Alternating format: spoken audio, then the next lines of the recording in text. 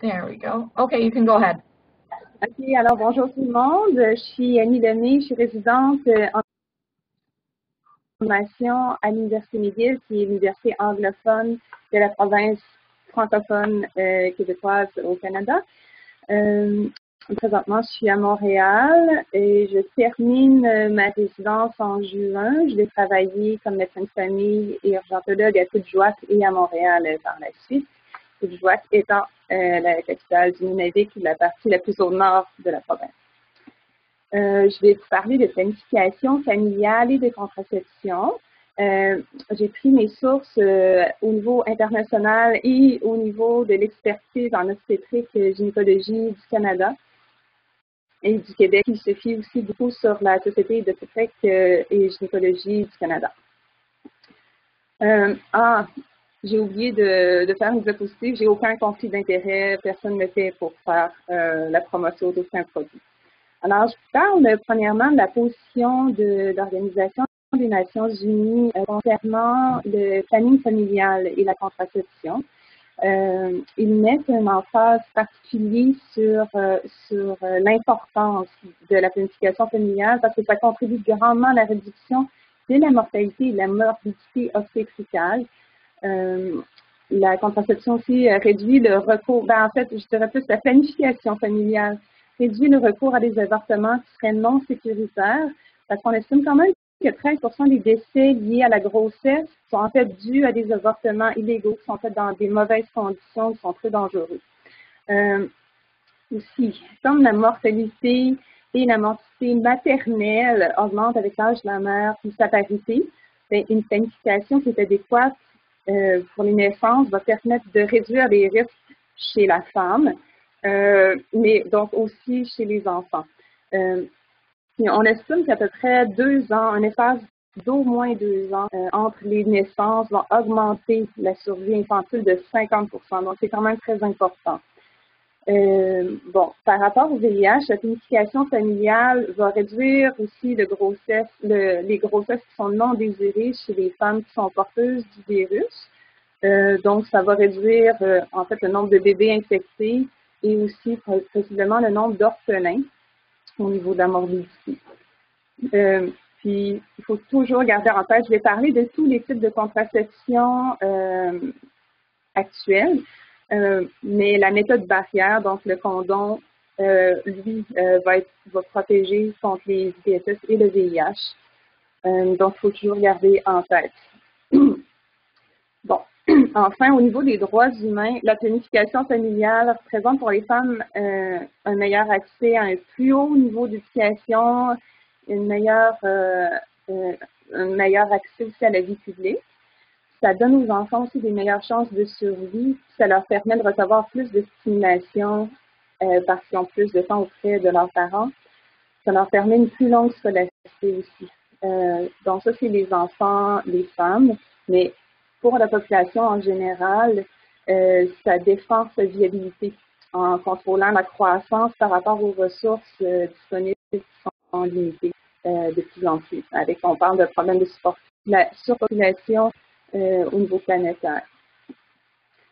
Bon, la médecine familiale, c'est la médecine de première ligne. Le lien avec la contraception, c'est qu'en fait, c'est une décision importante pour les femmes, pour les familles. Puis la médecine familiale, c'est un contexte privilégié pour ouvrir la discussion d'une façon un petit peu plus large aussi. Donc, c'est ça, il faut oser questionner les patientes sur ce qu'elles font en termes de planification familiale. Elles ne vont pas nécessairement l'aborder d'elles-mêmes, mais c'est important.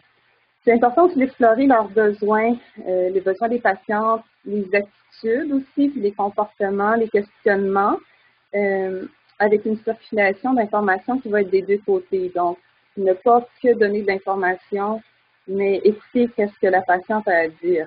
Parce que si on n'écoute pas, il y a peu de chances que la femme nous écoute aussi. Puis il y a moins de chances qu'elle adhère à un traitement ou une méthode ou qu'elle l'utilise de façon sécuritaire. Aussi, il y a beaucoup de fausses croyances qui circulent au niveau de la contraception. Si je dis la contraception, pour défaire des fausses croyances, c'est important d'être au courant nous-mêmes des informations qui circulent dans les médias pour fournir à la patiente des informations qui vont être basées sur des faits plutôt que des croyances. Puis, c'est ça, pour vraiment écouter, pour répondre aux questions spécifiques, puis rectifier le tir lorsqu'il y a des controverses, il y en a plusieurs en contraception, des controverses. Aussi, on doit éviter d'être une barrière nous-mêmes à l'accès à la contraception, soit par manque de conseils appropriés parce qu'on ne se connaît pas assez, par l'application de contre-indications. On a révisé tout à l'heure les contre-indications pour chacune des méthodes. Si on pense qu'une méthode est contre-indiquée pour une patiente alors qu'elle ne l'est pas pour vrai, on a privé la patiente d'un accès. Donc, il faut faire attention à ça. Il ne faut pas non plus barrer l'accès en faisant un délai d'initiation qui n'a pas lieu d'être. Le plus facile, en fait, c'est de commencer la contraception dès qu'on voit la patiente quand c'est possible. J'ai parlé de certaines conditions tout à l'heure. Puis, il ne faut pas non plus être une entrave vers la contraception juste parce qu'on manque d'aide ou d'entraînement avec certaines méthodes. C'est important d'être le plus connaissant, le plus efficace possible. Il y a plusieurs vidéos aussi sur la plateforme YouTube ou autres qui sont accessibles si on veut se préparer avant la première fois qu'on insère, par exemple, un stérilet ou quelque chose du genre. Puis, c'est ça, on doit toujours laisser des indices quand c'est possible. Des indices dans notre environnement de travail, dans notre clinique, pour signifier notre ouverture, qui est sans jugement, qui devrait être sans jugement. Puis les connaissances en planification familiale pour laisser à la femme la chance de nous communiquer ses questions, ses désirs. Puis dans une conception aussi plus large de la santé des femmes, il serait approprié d'avoir des ressources de référence qui concernent la violence conjugale, malheureusement, les maladies à transmission sexuelle, les dysfonctions sexuelles aussi, les services de protection de l'enfance. Sur la diapositive ici, je fais état du dépistage plus large. C'est ça que pour la contraception, on a besoin de savoir un petit peu le niveau, la tension artérielle de la patiente, prendre en compte son IMC, le statut tabagique. Donc, ça fait toute partie de la médecine de première ligne. Ce sont des facteurs de risque cardiovasculaire, bien sûr, mais il faut en prendre compte pour le choix de la contraception. Donc, ce sont des choses qu'on peut traiter en même temps dans la même rencontre, si possible. Bon, alors, on commence habituellement par faire passer un questionnaire ayant ce que vous voyez à l'écran, qu'on va pouvoir réviser aussi. Donc, ça inclut une histoire, l'histoire contraceptive, qu'est-ce qui a été utilisé par le passé, s'il y a des choses qui ont été utilisées, la méthode qui est utilisée présentement, l'histoire obstétricale aussi, s'il y a des problèmes médicaux. Pour faire le dépistage des contre-indications, il y a plus de contre-indications pour les méthodes hormonales par rapport aux oestrogènes. Tantôt, on verra qu'il y a des méthodes hormonales qui n'ont pas d'oestrogène non plus. Il faut faire aussi l'exploration des options possibles, puis je m'excuse, à Montréal, à McGill, on utilise beaucoup l'anglais, donc j'ai souvent des mots anglais qui viennent à la tête. Donc, qu'est-ce que les exigences, en fait, d'adhérence qui sont requises pour chacune des méthodes, qui sont différentes, aussi donner et prescrire la méthode choisie. C'est bien de savoir aussi l'histoire menstruelle par rapport aux effets secondaires. Je vais revenir aussi à ça. Si la femme est en train d'allaiter, comme je disais tout à l'heure, la cigarette, mais aussi l'alcool, s'il y a des médicaments, parce qu'il peut y avoir des interactions, s'il y a des allergies. C'est un petit peu rare, mais il faut savoir aussi les allergies en cuivre. Puis à l'examen physique, ça va être important de prendre en compte, comme je disais, l'insuffisance corporelle et le tabagisme et qu'est-ce que je disais? La tension artérielle. Puis d'autres choses, mais ça va être ça en premier lieu. Aussi, avant de passer au survol des méthodes, j'insiste vraiment sur le fait qu'il faut discuter des maladies transmises sexuellement pour penser à la nécessité d'une protection double avec le condom. Le condom va protéger contre l'ICS. Mais c'est aussi que si le choix de la méthode, finalement, est une méthode hormonale, il faut se souvenir que les 7 premiers jours de la méthode, habituellement, il faut couvrir avec une méthode barrière de préférence ou de soutenance parce que la méthode ne sera pas pleinement efficace dans les 7 premières journées. Surtout pour la pilule, en fait, ou les stériles. En fait, on va revenir à ça aussi. Bon. Donc, si on voit maintenant le survol des méthodes, ce que j'ai indiqué, c'est les taux d'échec à 1 an, mais pour l'utilisation typique, pas l'utilisation idéale, parce que vos patients vont le faire typiquement, ils vont oublier parfois un comprimé, si c'est les comprimés qu'ils prennent, ou des fois, par exemple, le diaphragme va pas être installé de la bonne façon, pas au bon moment, retiré avant, des choses comme ça. OK. Donc, ce qu'on voit, c'est que le dispositif intra-utérin, DIU, c'est pour dispositif intra-utérin, et les implants sont les plus efficaces pour les méthodes réversibles, évidemment. Les méthodes chirurgicales sont vraiment très, très bonnes. On va revenir à la suite, mais pour les méthodes réversibles, c'est les stérilets et les implants. Les méthodes hormonales, elles varient vraiment en exigence de manipulation. Il y en a qui se mettent aux 5 ans, il y en a qui s'injectent aux 3 mois, aux semaines, aux mois. On va revenir aussi à ça. Les méthodes hormonales aussi varient en composition, puis donc en effet secondaire, puis ils varient en coût aussi. La plupart des méthodes sont très efficaces avec une utilisation parfaite, comme je disais, mais sont moins efficaces avec un usage typique, fait qu'il faut prendre ça en compte. Les méthodes barrières, elles, comme le condom, sont coordonnées au coït, donc elles doivent être utilisées avec une constance, puis une bonne estimation de la part de la femme habituellement du momentum pour le coït. Mais leur rôle dans la prévention des ICS, j'insiste encore là-dessus, doit être toujours abordé, même quand une autre méthode a été choisie. Il faut se souvenir aussi que 42% des patientes vont abandonner leur méthode sans consulter le médecin.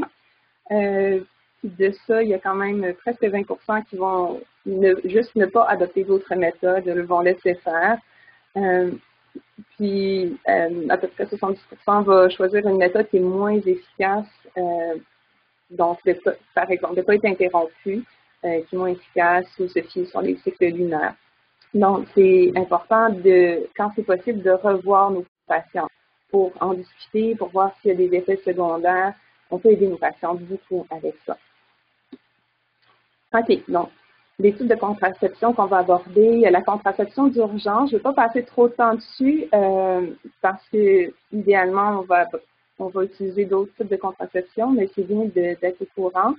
Il y a la planification familiale naturelle, les méthodes barrières, les méthodes permanentes qui sont un petit peu plus complexes, qui ne font pas partie de la première ligne. On ne les fait pas en médecine familiale, c'est les obstétriciens ou les urologues. Il y a les méthodes hormonales combinées, les méthodes hormonales, mais à progestine seulement, puis les devises intra-utérines.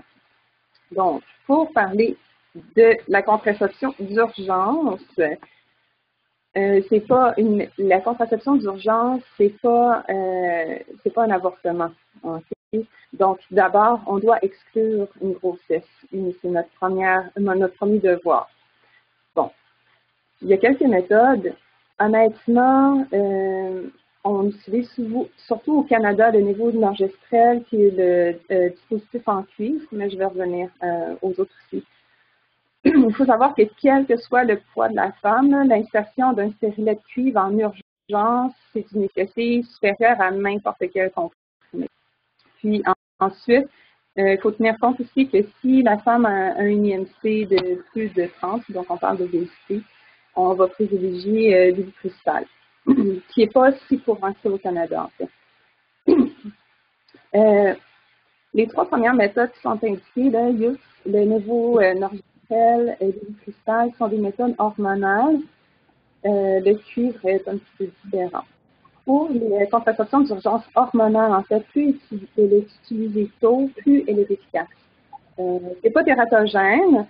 Puis, si jamais il y a des grossesses qui résultent de l'échec de cette contraception-là, les grossesses n'ont pas besoin d'être arrêtées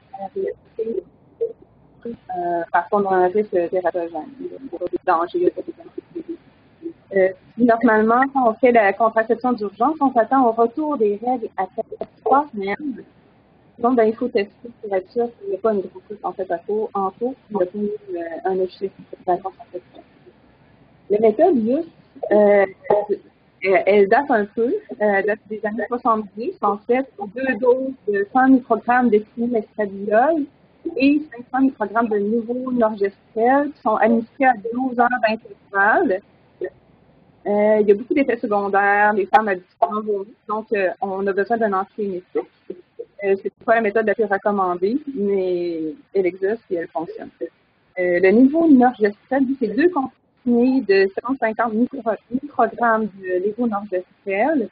On peut les prendre en même temps, mais pas obligé en fait des 12 heures d'intervalle, ça va fonctionner de la même façon. L'avantage, c'est que la substance de l'oestrogène produit moins d'effets secondaires. Le progestétif, il va retarder ou il va inhiber l'ovulation de cette façon-là, il va affecter en fait le développement du follicule dominant avant la montée de l'hormone luteinisante, la LH. Par contre, si administré au moment de l'ovulation ou après, ben, c'est pas efficace. Donc, c'est pour ça qu'il faut vérifier que les règles sont recommencées 3 semaines après. L'ilipristol, lui, c'est un modulateur sélectif des récepteurs de progestérone. C'est une dose unique de 30 mg. C'est bon jusqu'à 5 jours après la relation non protégée. Son efficacité, c'est supérieur quand même au lévonorgestrel parce que, en fait, il est efficace à entraver l'ovulation même après le début de la montée de LH. Parce qu'il limite directement, lui, la rupture folliculaire. C'est pas juste la sélection du follicule. Ça arrive un petit peu de temps. Mais par contre, ce qui n'est pas administré, en fait, si l'administré au moment même du pic, il n'y a pas vraiment d'effet sur l'endomètre, donc c'est moins efficace. J'ai pas marqué, en fait, c'est marqué en bas, là, la mifepristone, on ne l'utilise pas nous au Canada. C'est utilisé ailleurs. Le mifepristone, en fait, au Canada, est utilisé pour la pilule abortive, mais pas en contraception d'urgence. Mais je vous en parle parce que ça existe ailleurs. Il n'y a pas de données à long terme. Il n'y a pas de tératogénicité prouvée, mais il n'y a pas beaucoup non plus d'études qui sont faites jusqu'à présent. Sa façon de fonctionner, c'est que ça va bloquer, ça va retarder l'ovulation, ça joue sur l'endomètre, puis un petit peu la motilité des comptes de phallus. Bon, enfin, le stérilet en cuivre, il est vraiment très, très efficace. La méthode la plus efficace, mais il faut savoir insérer, il faut avoir physiquement le stérilet lorsque la patiente se présente. Il faut tenir compte du risque de salpingite s'il y a une cervicite au moment de la cause. Donc, il faut vraiment regarder le col. Si on n'est pas certain s'il y a un risque de cervicite ou une cervicite ou pas, on donne de l'azithromycine 1 gramme une fois. La façon de fonctionner, c'est que le cuivre va induire une réaction inflammatoire qui va se stériliser. En fait, c'est aussi toxique que les spermatozoïdes et les oocytes. Donc, c'est la façon de fonctionner. Bon, maintenant, je parle de la planification familiale naturelle. Je vais juste faire la bonne. OK. Ben, ça implique une bonne connaissance de la physiologie du cycle menstruel puis la détermination du moment de l'ovulation. Pour ça, les patients doivent reconnaître les 3 principaux signes de fertilité. Donc, au début, c'est la glaire. Il y a une modification de la glaire cervicale qu'il faut reconnaître. Le deuxième élément, c'est la température basale qu'il faudrait prendre idéalement le matin avant de se lever du lit avec le thermomètre à peu près à la même heure tous les temps. Et puis, il faut savoir la position du col. Donc, ça prend une patiente qui est à l'aise avec le fait de vérifier la position de son col. Les éléments de calendrier, ils ne sont pas toujours fiables. Ça peut donner des indices pour les femmes qui ont des cycles réguliers entre 26 et 32 jours, mais pas si les cycles sont irréguliers ou en dehors des frontières 26 à 32 jours. C'est pas complètement fiable. Le cas est interrompu, ce qu'on appelle le retrait, souvent. Ça devrait être plutôt reconnu comme de stratégie de réduction des risques, mais c'est vraiment pas fiable. On parle d'échec de 19 à 26 %, ce qui nous laisse quand même, c'est bon dans le sens où on réduit de 74 %, mais on a quand même une chance sur 4 à peu près de tomber enceinte avec ça. Si c'est la méthode qui est choisie par la patiente, on peut offrir des renseignements au sujet de la contraception d'urgence aussi. Bon. C'est sûr qu'il y a l'abstinence qui est bonne à 100%, mais concrètement parlant, c'est pas ce que les gens préfèrent habituellement. Mais il faut respecter ça. Pour les femmes qui sont en postpartum, en fait, on parle souvent de la lactation. Puis effectivement, ça peut être efficace jusqu'à 98 %, mais seulement si les 3 conditions suivantes sont remplies, c'est-à-dire que la patiente est encore à améliorer, les menstruations ne sont pas revenues du tout, c'était de l'allaitement exclusif, donc pas d'allaitement mixte avec préparation, et si l'enfant a moins de 6 mois. Sinon, le 98 % n'est plus valide, puis on peut avoir des mauvaises surprises ou des bonnes surprises, dépendamment de ce que la femme veut. Mais comme je disais, c'est mieux de se passer des naissances d'au moins 2 ans. Donc, c'est pas l'idéal si la femme tombe enceinte pendant sa période postpartum. OK, maintenant, les méthodes barrières. Donc, on devrait prôner l'utilisation systématique et correcte de condoms de latex. Et vraiment, les latex sont efficaces pour ils laissent moins passer les ITS, comme protection contre la grossesse, contre le VIH puis les autres ITS. L'utilisation du condom diminue, par contre, avec la durée de la relation, puis lorsque la patiente perçoit que sa relation avec son partenaire est monogame, parce que il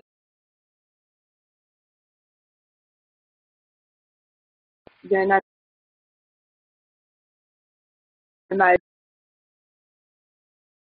gamme souvent en tête des personnes qui vont être porteurs asymptomatiques des tests pendant des mois, voire des années, donc elles ne le savent pas nécessairement.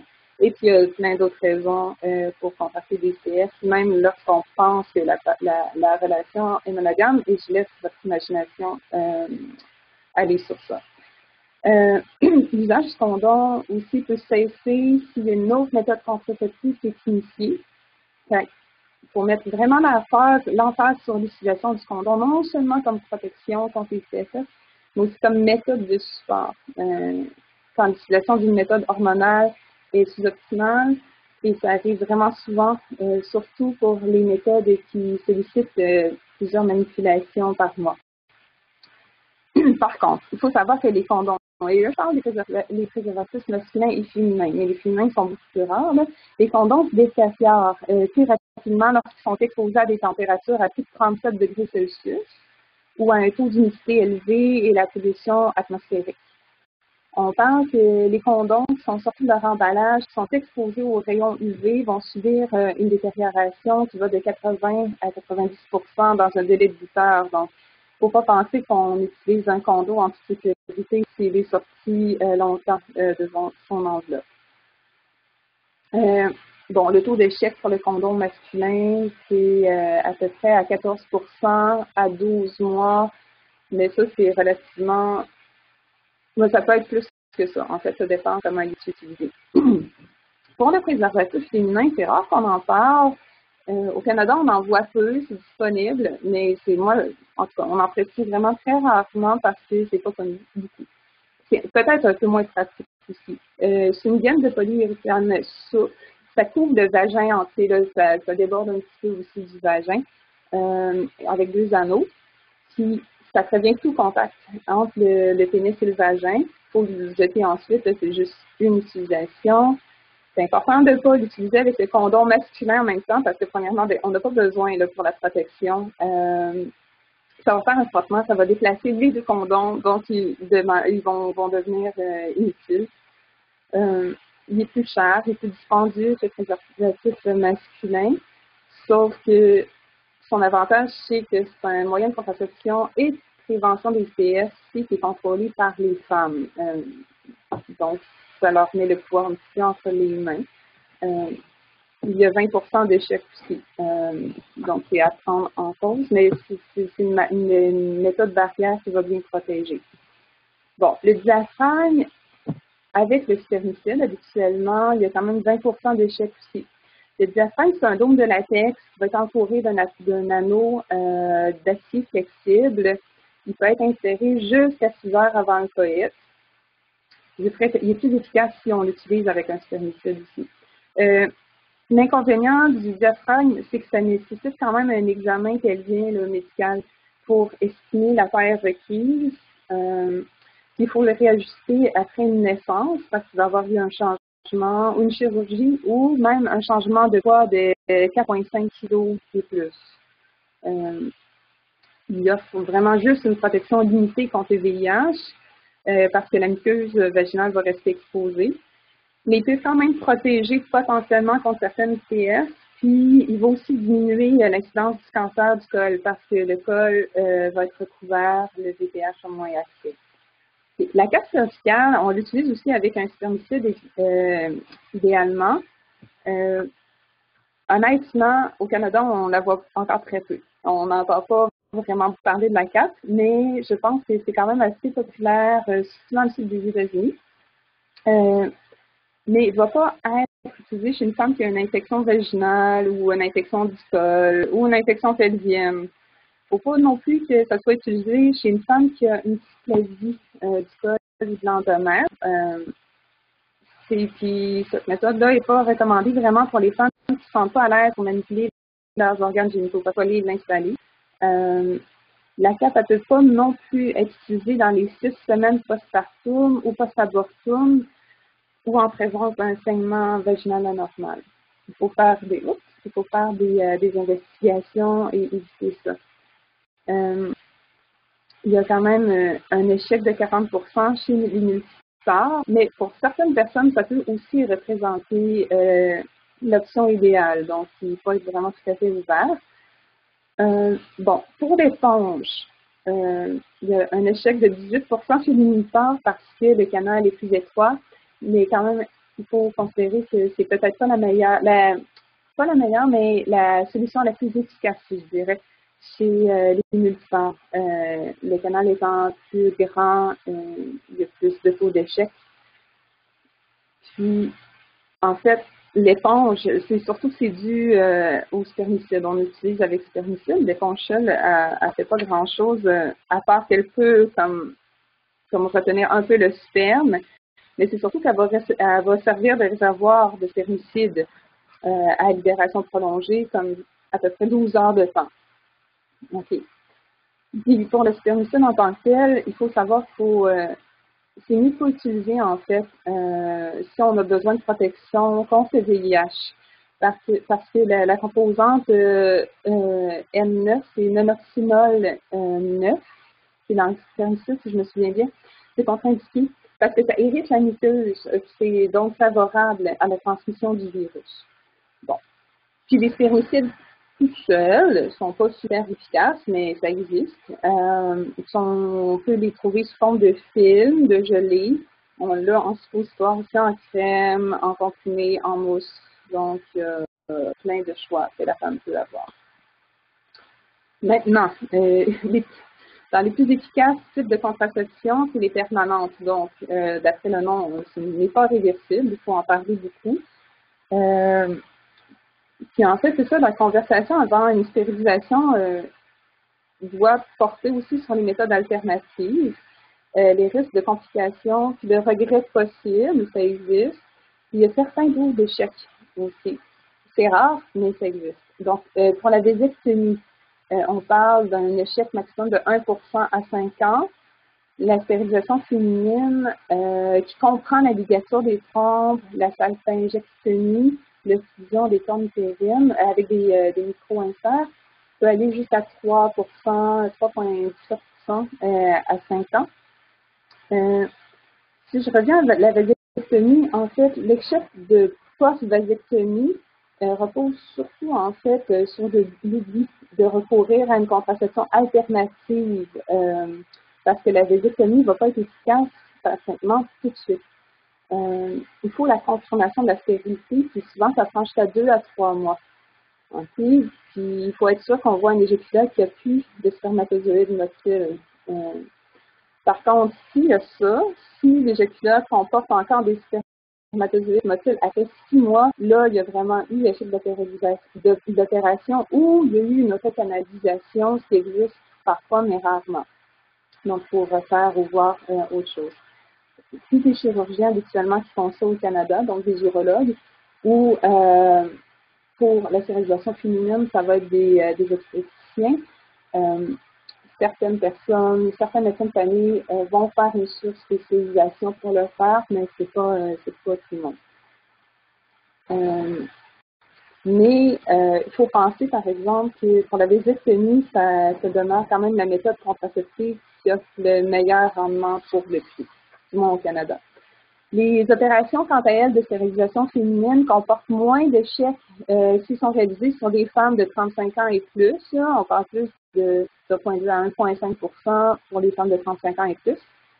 Puis la majorité des échecs vont se trouver dans les 3 premières années pour les raisons suivantes. On peut avoir une occlusion qui a été incomplète ou l'occlusion des clips qui est sur la mauvaise structure, malheureusement, ou la coagulation aussi sur la mauvaise structure. Il peut avoir une mauvaise position aussi des clips qui vont se déplacer un peu. Okay. Maintenant, je rentre dans les contraceptions hormonales. Je vais commencer par les hormonales combinées avant d'aller vers celles qui sont à progestine simple.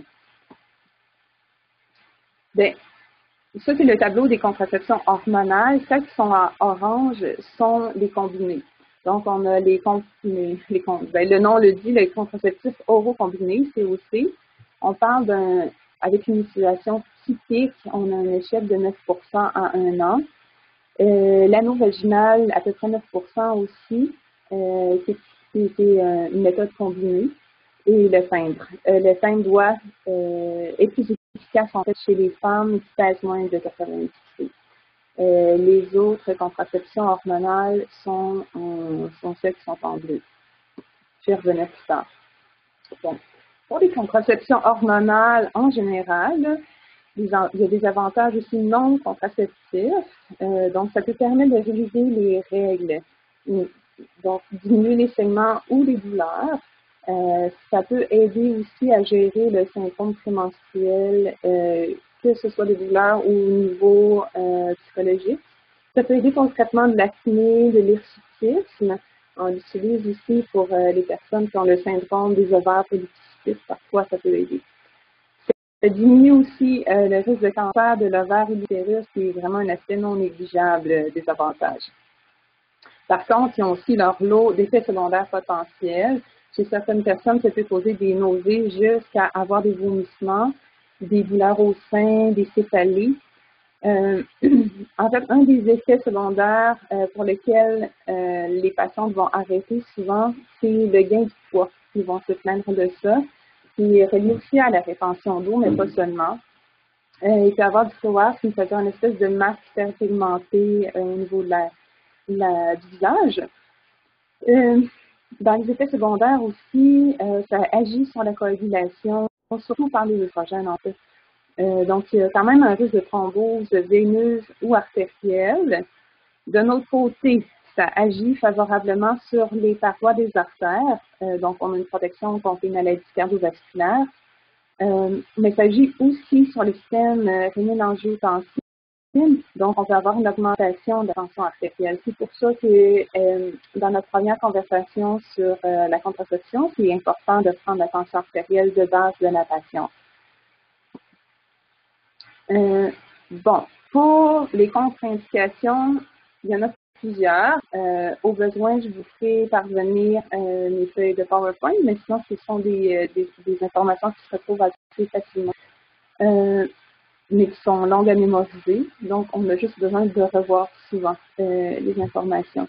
Il y a des contre-indications absolues et des contre-indications relatives. Okay? Je vais commencer par les absolues. Donc, on considère qu'il faut absolument ne pas donner de contraceptifs oraux combinés aux femmes qui sont à moins de 4 semaines postpartum et qui allaitent, parce que ça va interférer avec l'allaitement, puis la personne ne pourra plus allaiter, ou 21 jours postpartum, mais qui n'allaitent pas. C'est absolu chez les femmes de 35 ans et plus qui fument 5 cigarettes par jour et plus. Il y a des femmes qui ont des maladies vasculaires aussi. C'est tout à cause des risques de thrombose aussi. Puis les femmes qui ont des hypertensions très importantes, donc avec une systolique en haut de 160 ou une diastolique en haut de 100. C'est sûr que ça ne fait pas l'esprit de donner des contraceptifs oraux à quelqu'un qui fait une thromboembolie veineuse ou un embolie pulmonaire. C'est vraiment pas le moment, c'est contre-indiqué, c'est dommageable, on ne fait pas ça. Aussi, des femmes qui ont des antécédents de thromboembolie veineuse ou d'embolie pulmonaire qui ne sont pas anticoagulées, qui ont des risques de récurrence, par exemple, s'ils ont un cancer en cours, ou qu'on prévoit, comme c'est marqué sur la diapositive, des chirurgies majeures, une immobilisation prolongée, qui ont des thrombophilies, ou qui ont eu des transplantations compliquées. Quand on parle de transplantation compliquée, on parle d'un échec de greffe, une vasculopathie après une greffe, une allogreffe cardiaque, par exemple. On parle de cas qui sont comme pas le plus courant chez nos patients ici. La suite des contre-indications absolues sont la plupart associées à l'estrogène en passant. Si on a un problème d'ischémie cardiaque, des antécédents d'AVC, des maladies valvulaires cardiaques compliquées, on parle que la femme est rendue avec l'hypertension pulmonaire, des risques de fibrillation auriculaire à cause de ces valves, une histoire d'endocardite sub-aiguë. On va éviter à ce moment-là les estrogènes. C'est pas, en fait, c'est contre-indiqué aussi si on a le lupus avec des anticorps antiphospholipides. Contre-indication, c'est ça, il faut faire attention parce que c'est plus courant pour les migraines avec aura. On ne le donne pas. Un peu moins courant, les femmes qui ont eu des cardiomyopathies postpartum avec une baisse de fonction du cœur ou une cardiomyopathie péripartum avec une fonction du cœur normale, mais ça fait moins de 6 mois. Donc, on ne va pas en donner des estrogènes. Évidemment, si la femme a un cancer du sein en cours, on évite les estrogènes. Aussi, les estrogènes vont venir jouer un petit peu sur les hépatocytes. Donc, si une cirrhose sévère décompensée, un adénome hépatocellulaire ou un hépatome malin, on ne donnera pas d'estrogène. Vous êtes vraiment en faute si vous le faites, on ne fait pas ça. Maintenant, les contre-indications relatives. Donc, pour le postpartum, c'est en fait ce qui suit les contre-indications absolues. Donc, 4 à 6 semaines postpartum, si la femme allait et en plus qu'il y a des facteurs de risque pour les thromboembolies veineuses, on va éviter les estrogènes à ce moment-là. Si on est en postpartum 3 à 6 semaines, il n'y a pas d'allaitement, c'est plus 3, mais il faut, c'est ça. En fait, il faut vérifier un petit peu selon le nombre de risques de facteurs. Puis, c'est ça, ajuster au cas par cas, là, selon la patiente. Mais au moins, on parle de 3 semaines minimum. S'il y a une thromboembolie veineuse aussi ou un embolie pulmonaire sous l'anticoagulation qui est établie, donc pas juste le début de l'anticoagulation, s'il n'y a pas d'autres facteurs de risque, c'est contre-indiqué relativement, fait qu'il faut calculer le ratio risque-bénéfice. S'il y a un antécédent de thromboembolie veineuse et embolie pulmonaire avec un risque faible de récidive, c'est pas la meilleure idée de donner des estrogènes, mais c'est pas complètement défendu. Si la sclérose en place avec une immobilité prolongée aussi. Pour une fumeuse qui a plus de 35 ans, mais qui fume moins que 15 cigarettes, ça peut être considéré, mais ce ne sera pas notre premier choix du tout. Aussi, il faut voir, bon, quelqu'un qui a des facteurs de risque cardiovasculaires multiples, on va essayer de privilégier une autre méthode, mais ce n'est pas complètement contre-indiqué. Une femme aussi qui fait de la haute tension, mais en bas de 160 de systolique ou en bas de 100 de diastolique, on peut considérer de la même façon.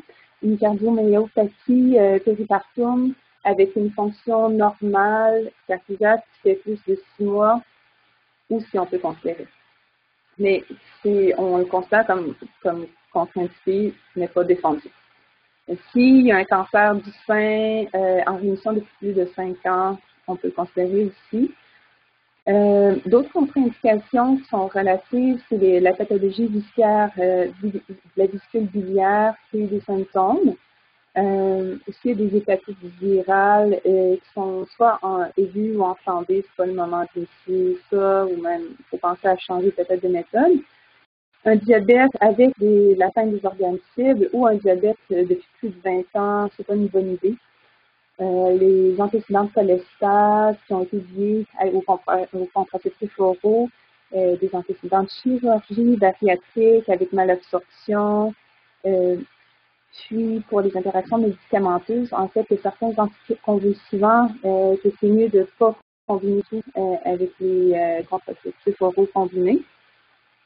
Les antibiotiques, rifampicine, rifambicine, c'est pas super. En fait, c'est qu'il va y avoir des interactions, donc on est mieux d'éviter si possible. Des antiviraux, fosentrénavir sont aussi contre-indiqués. Pour les favirences et le ritonavir, c'est pas que c'est contre-indiqué, mais c'est que ça va baisser l'efficacité de la contraception. Donc, ça la rend vraiment moins efficace, donc on va choisir quelque chose d'autre. C'est pas en tant que tel dangereux, mais on va éviter à cause du manque d'efficacité. Bon. Alors, quelque chose qui est important de parler, sur lequel il y a eu beaucoup de controverses, en fait, c'est les effets indésirables au niveau cardiovasculaire des contraceptifs oraux. Ils existent, donc il faut vraiment suivre la question avec la patiente. C'est les effets indésirables, en fait, les plus graves qui sont associés. La thromboembolie veineuse, TEV, c'est caractérisé en fait par la formation d'un caillot sanguin dans les veines profondes des jambes ou du bassin habituellement. Le problème, c'est que si le caillou se déplace dans la circulation, il peut bloquer ailleurs, puis causer une embolie pulmonaire. Donc, vous imaginez les conséquences. Mais en fait, c'est que l'estinol l'estradiol estrogène va être plus fort avec les facteurs. En fait, si la dose d'estrogène est plus forte, 50 microgrammes, c'est qu'on active les facteurs 5, 8 et 10 de la coagulation. Et puis, si ce sont des estrogènes sont moins forts, il y a peu d'impact sur la fonction. Je ne sais pas si on a perdu nos amis.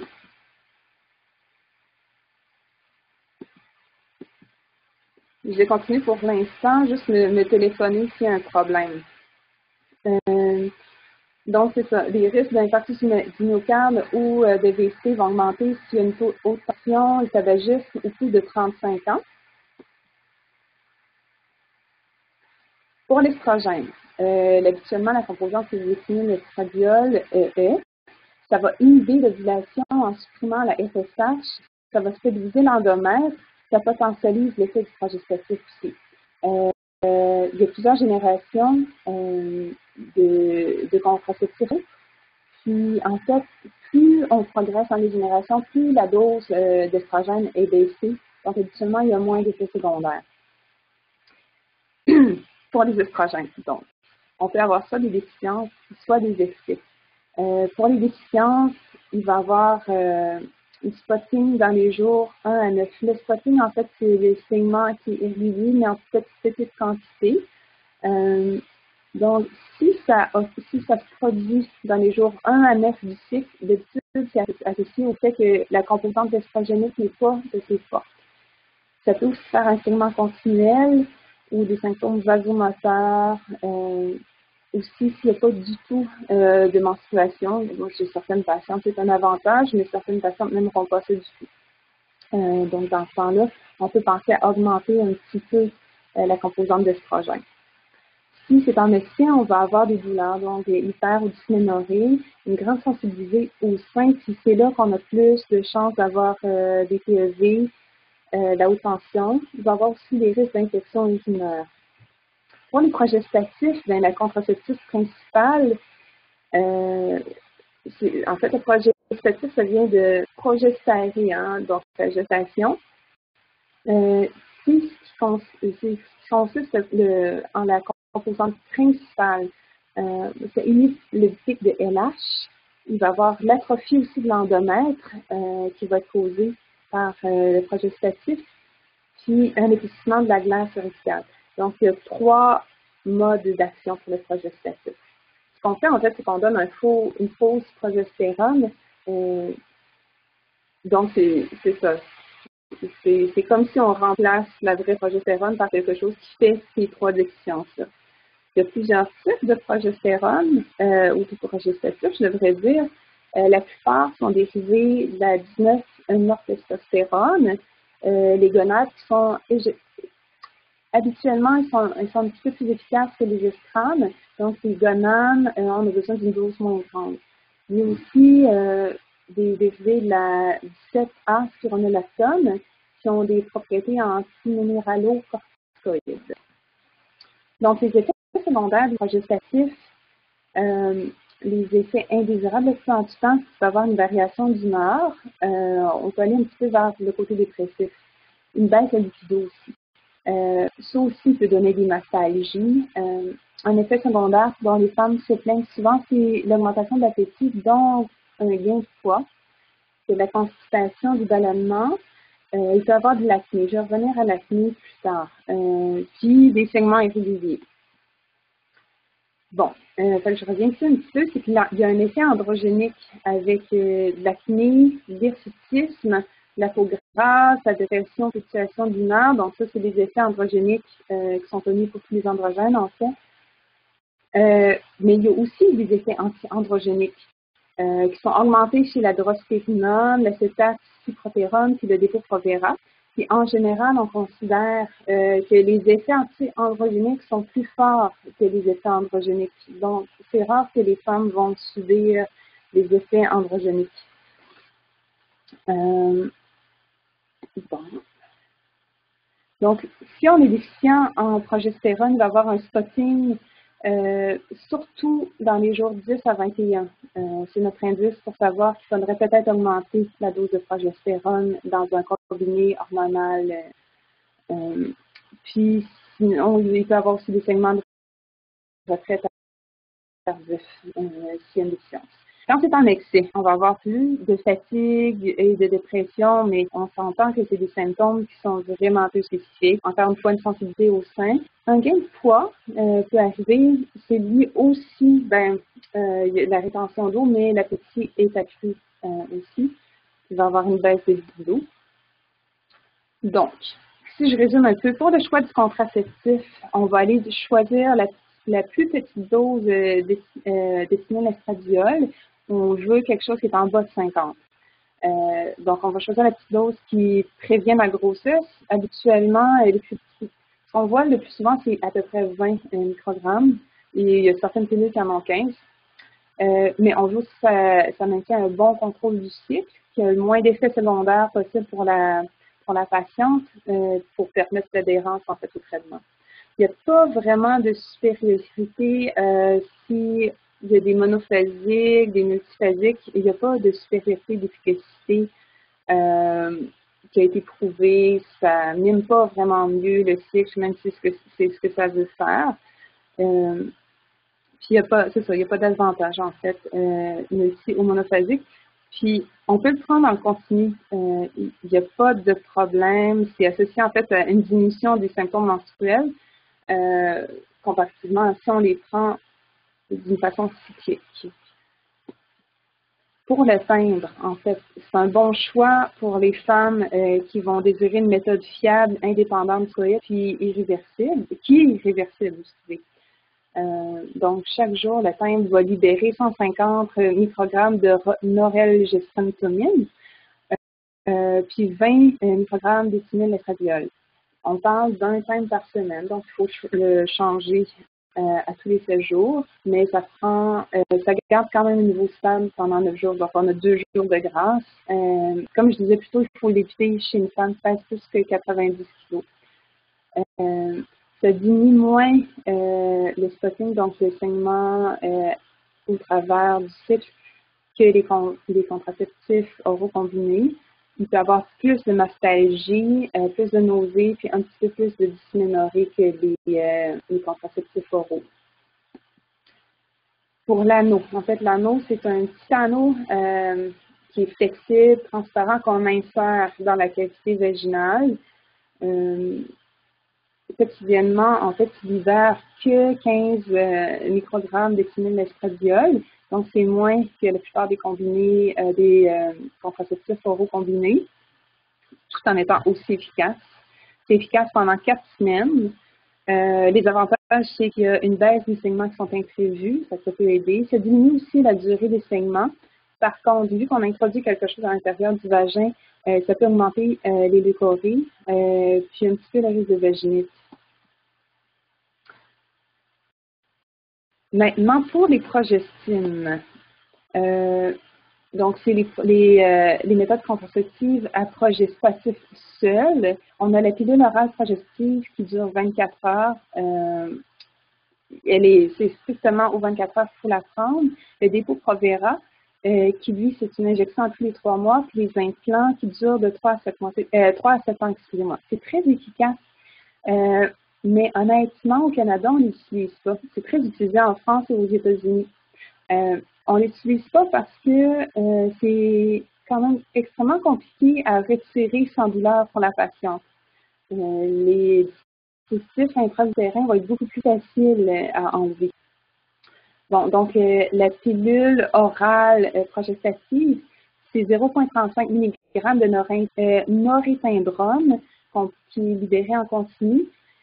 Il faut s'assurer qu'il y a une constance dans la prise. Il faut que ça soit vraiment pris à la même heure. Bon, on a plus ou moins 1 heure, mais c'est mieux de dire à la patiente qu'elle n'a pas de liberté vraiment, puis à la même heure chaque jour. Ça fonctionne parce qu'il y a une altération de la glaire cervicale. Il va y avoir une baisse de la motilité des cils, des trompes. Donc, c'est important, si on pense qu'il y a pu avoir une conception, d'exclure vraiment une grossesse ectopique. Il y a un risque jusqu'à 10% s'il y a une grossesse. Mais la seule contre-indication absolue, c'est s'il y a un cancer du sein actif. Par contre, les progestifs vont peut-être augmenter le risque de spotting. Pour les injections, le dépôt Provera ou dépôt médroxyprogestérone acétate en plus long, il y a très, très peu d'échecs. Ça va aller inhiber les gonadotropines de l'hypophyse, donc par effet inverse aussi, ça va augmenter la viscosité de la glaire. On ne va pas avoir une vraie progestérone. Donc, il y a une atrophie dans l'odomètre qui va se produire. Il faut prévenir la patiente qu'elle risque d'avoir une aménorrhée. Il y a un risque d'aménorrhée, donc d'arrêt des menstruations jusqu'à 64% à 24 mois. Ça va augmenter l'appétit. Bon. Pour l'aménorrhée, certaines personnes vont s'inquiéter du fait qu'il n'y a pas de menstruation. Le corps de la femme n'a jamais été fait pour qu'on ait des menstruations à tous les mois de notre vie. Dans le passé, on était le plus souvent enceinte. Puis, en fait, ça a même le bénéfice de réduire le risque d'anémie. Il n'y a rien de dangereux à ne pas être menstruée. Par contre, c'est pas un bon choix, cette méthode-là, chez les femmes qui voudraient être enceintes dans les prochains mois ou les prochaines années, parce que ça peut prendre jusqu'à 1 an avant de redevenir fertile, ce qui n'est pas le cas pour d'autres méthodes, mais pour les injections, il faut prévenir la patiente, puis en fait, il faut faire le choix en conséquence. Aussi, il faut suivre la femme à toutes les 12 semaines pour répéter l'injection. C'est peut-être un désavantage pour la femme de revenir nous voir à tous les 3 mois, mais en même temps, il faut voir comme l'avantage parce qu'on va en profiter pour évaluer les patrons de saignement et les effets secondaires pour voir si ça convient toujours comme méthode à la femme. Il faut aussi renforcer, encore une fois, l'importance du condom pour protéger contre les ISTS puis le VIH. Pour le gain de poids, là, si un gain de poids supérieur à 5 de la masse de la femme dans les premiers 6 mois, ça prédit qu'il va avoir une prise de poids possiblement en continu. Si c'est un problème pour la femme, vaut mieux, après 6 mois, choisir une autre méthode. OK. Comme je disais, les implants, on ne connaît pas ça tant que ça au Canada. On les utilise peu. C'est aussi du lévonorgestrel. Il faut que ça soit inséré et enlevé par un professionnel de la santé. L'efficacité est super bonne. Par contre, l'effet secondaire, c'est les saignements irréguliers. C'est vraiment le problème, en fait, c'est le retrait. Et il faut être capable de retracer la femme, qu'elle nous retrouve après 5 à 7 ans, puis qu'on soit capable d'enlever l'implant. L'implant aussi, souvent, est visible sur les bras. Donc, ça peut poser certains problèmes si dans l'entourage de la personne, la contraception n'est pas bien vue. Okay. Enfin, le dernier type de contraception, c'est intra-utérin. On a les hormonales et le cuivre. Donc, j'ai ici j'ai un petit démo, en fait. Donc, ça, c'est pour le Mirena ou, en fait, le dispositif intra-utérin de lévonorgestrel. Donc, on voit que c'est très petit. Puis, habituellement, ça vient avec un applicateur puis des instructions qui sont super faciles à suivre. Et celui-là en cuivre aussi. Ça assure une contraception, en général, d'au moins 5 ans. Pour certaines sortes de dispositifs hormonaux qui sont plus petits, il y en a un qui c'est 3 ans, mais c'est le JLS. Il y a peut-être d'autres sortes aussi, mais il y a des plus petits aussi qui durent jusqu'à 5 ans. Il n'y a pas de baisse de fertilité après. Donc, dès qu'on le retire, la femme peut tomber enceinte. C'est sûr que il y a certains risques, je vais revenir après. La façon dont ça fonctionne, en fait, c'est que c'est un corps étranger, donc ça fait un changement au niveau de l'endomètre, parce que c'est quelque chose qu'on va porter dans l'utérus. Au niveau du cuivre, c'est une question biochimique qui va faire réduire l'endomètre, ça baisse la motilité aussi, et ça tue les spermatozoïdes, c'est toxique pour eux. Au niveau du lévonorgestrel, c'est une atrophie des glandes aussi. Les récepteurs hormonaux sont supprimés aussi, puis un épaississement de la glaire. Fait que les deux sortent. Les femmes, souvent, qui veulent éviter les hormones, vont aller plus vers le stérilet en cuivre, mais il faut aviser de certains effets secondaires. C'est-à-dire que le stérilet en cuivre va plutôt augmenter les saignements, tandis que le stérilet hormonal, lui, va plutôt diminuer les saignements. Donc, à retenir sur la contraception, pour finir, c'est important de connaître les contre-indications des différentes méthodes et d'être à l'aise avec. C'est important de rassurer les patientes sur l'innocuité de l'aménorrhée, le fait que ce n'est pas dangereux. Il faut penser aussi que l'effet indésirable qui est le plus fréquemment mentionné et qui conduit à l'abandon de la contraception, ce sont les saignements irréguliers et on a une façon de calculer quelle dose d'hormones avec lesquelles on peut jouer pour aider notre patiente en fonction des jours où elle fait du spotting. La méthode aussi la plus efficace, c'est celle que la patiente va accepter de prendre. Donc, peu importe qu'elle choisit la carte cervicale ou la méthode de retrait, il faut appuyer notre patiente et enfin lui rappeler que les méthodes barrières protègent aussi contre les ITSS et pas les autres moyens de contraception. Mais merci beaucoup.